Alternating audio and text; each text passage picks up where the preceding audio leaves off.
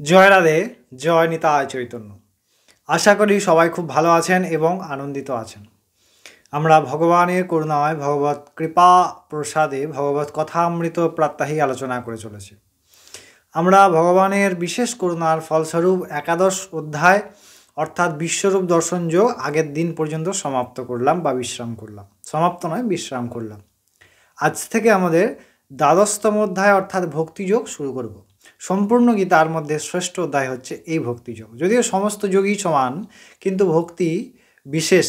ভক্তির দ্বারা এমন কোনো ভগবানকে অধীন করা যায়, কিন্তু জ্ঞান মার্গে নিজে স্বরূপের বোধ হয়। তবে সেই মার্গ অনেক কঠিন, কিন্তু ভক্তিতে সহজ সহজ সাধনে, কোনো সাধন ছাড়াই ভগবান, সেই যে ভগবান অনন্ত ব্রহ্মাণ্ডের সৃষ্টি, স্থিতি এবং প্রলয়কর্তা, যে অনন্ত ব্রহ্মাণ্ডের মালিক, সেই ভগবানকেও বাধা যায়। অর্জুনের যে প্রশ্ন 55তম শ্লোকে বিশ্বরূপ দর্শন যোগে, তার পরিপ্রেক্ষিতে ভক্তিযোগের প্রথম শ্লোক বর্ণনা করা হচ্ছে। অর্থাৎ নিগুণ এবং সগুণ দুই যে উপাসনা, দুই প্রকার উপাসনার মধ্যে শ্রেষ্ঠ কী, তা প্রশ্ন হচ্ছে অর্জুনের। আমরা চলুন সেই কথামৃত আস্বাদন করি।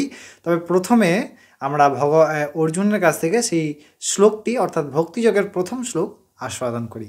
অর্জুন বলছেন ভক্তিযোগের প্রথম শ্লোকেই, অর্জুন উবাচ এবং সততযুক্তা যে ভক্তাস্তং পর্যুপাসতে যে চাপ্যাক্ষরমা ভক্ত্যং তেষাং কে যোগবিত্তমঃ।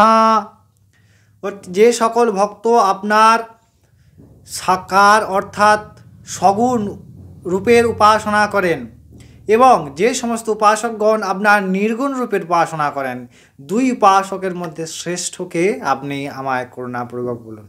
অর্থাৎ এর আগেও কিন্তু সগুণ নির্গুণ দুই প্রকার ভগবান বিশ্বরূপ দর্শন যোগে বলেছেন যে আমি বিরাট স্বরূপে, ওমকার রূপে, প্রণরূপে, অক্ষর ব্রহ্মযোগে, যে প্রণরূপে অনন্ত ব্রহ্মাণ্ডে বর্তমান এবং এই আমার থেকেই সমস্ত সৃষ্টি।